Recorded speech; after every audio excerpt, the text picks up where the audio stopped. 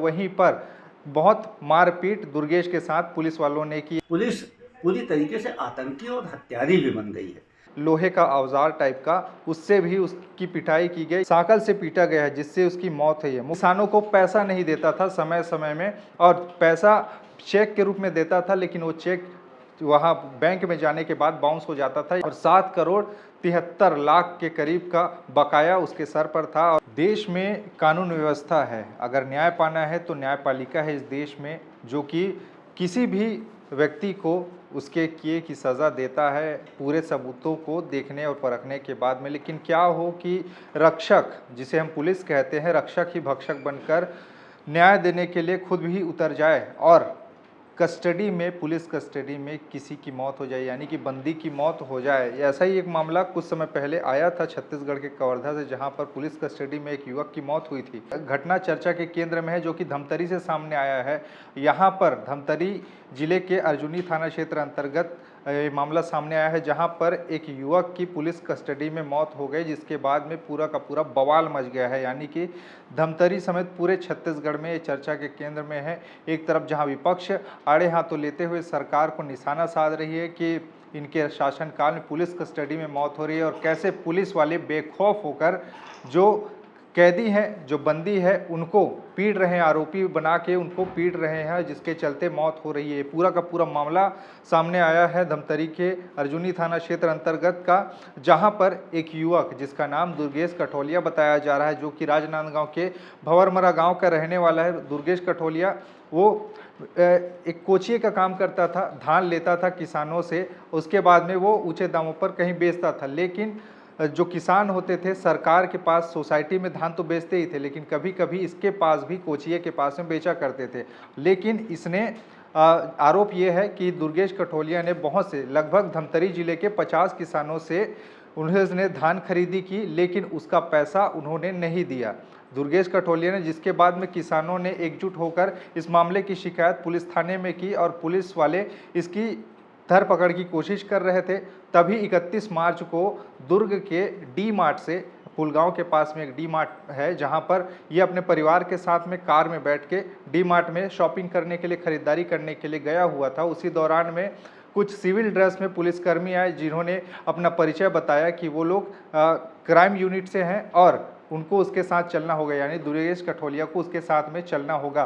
और वहाँ पर उसके बच्चे भी थे, वहाँ पर शॉपिंग करने गई उसकी पत्नी और उसके बच्चे भी दुर्गेश के साथ में थे। तभी पुलिस वाले उसके साथ में ज़ोर ज़बरदस्ती करते नजर आए, और वहीं पर बहुत मारपीट दुर्गेश के साथ पुलिस वालों ने की, ऐसा उसकी पत्नी दुर्गा कठोलिया बता रही है। जिसके बाद में उसके बच्चे के सामने दुर्गेश को पीट रहे थे, उसकी पत्नी के सामने दुर्गेश को पीट रहे थे। ऐसा उसके बाद पूरा का पूरा पुलिस वाले उसको ले जाकर अर्जुनी थाने में बंद कर देते हैं, और वहां पर भी घर वालों ने आरोप लगाया कि पुलिस वालों ने थाने में ले जाकर दुर्गेश के साथ में मारपीट की। यहां तक साकड़, जो साकड़ होता है एक तरह से लोहे का औजार टाइप का, उससे भी उसकी पिटाई की गई, जिसके चलते उसकी वहां पर पुलिस थाने में ही, कस्टडी में ही मौत हो गई। और जिसके बाद में लीपापोती का एक तरह से दौर शुरू हो गया। पुलिस वालों से जब पूछा गया कि ये मौत कैसे हुई, तो पुलिस वालों ने हार्ट अटैक से मौत बताकर अपना पल्ला झाड़ते नजर आया। लेकिन घर वाले एकजुट होकर पुलिस थाने पहुंच गए, अस्पताल के सामने प्रदर्शन करने लगे कि उसकी हत्या हुई है, मारपीट, इन लोगों ने बेहद गंदे तरीके से युवक को पीटा है, जिसके चलते इसकी मौत हुई है। ऐसे करके परिवार वाले लगातार पुलिस पर आरोप लगा रहे थे। इसी दौरान मामला बढ़ता देख धमतरी के एसपी ने, जो टीआई हैं सन्नी दुबे अर्जुनी थाना क्षेत्र के, उसको तत्काल प्रभाव से सस्पेंड कर दिया। लेकिन पुलिस वालों की इस कार्रवाई पर परिवार वाले इतने से संतुष्ट नहीं हुए, उनको बर्खास्तगी करने और उनको कड़ी से कड़ी सज़ा देने की मांग करने लगे, क्योंकि मामला बहुत बड़ा हो गया। वहां पर पहुंचे किसान और जो पीड़ित परिवार है, इन दोनों के बीच में झूमाझटकी की स्थिति भी हो गई। पुलिस माहौल को संभालने में दिखाई दी, लेकिन घर वालों का आक्रोश बढ़ता गया और लगातार नारेबाजियां करते गए। जैसे ही खबर मीडिया में चलने लगी तभी विपक्ष के यानी कि कांग्रेस पार्टी भी एक तरह से हमलावर हो गई भारतीय जनता पार्टी पर, और एक के बाद एक लगातार बयानबाजियां सोशल मीडिया पर आने लगे। जो कि मीडिया प्रभारी हैं सुशील आनंद शुक्ला, उनका भी बयान आया कि उन्होंने बड़े स्तर की जांच की मांग की है। देखिए, कानून व्यवस्था तो बेलगाम हो ही चुकी है, पुलिस के नियंत्रण से बाहर हो गई कानून व्यवस्था, लेकिन अब पुलिस पूरी तरीके से आतंकी और हत्यारी भी बन गई है। राजनांदगांव के भवनमारा से एक युवक को धमतरी की पुलिस ने गिरफ्तार करके ले आया। 420 का मामला था और थाने में पिटाई के कारण उसकी मौत हो गई। ये बेहद दुर्भाग्यजनक है। इस मामले की कांग्रेस पार्टी मांग करती है कि उच्च स्तरीय और न्यायिक जांच होना चाहिए और युवक के परिजनों के साथ न्याय किया जाना चाहिए।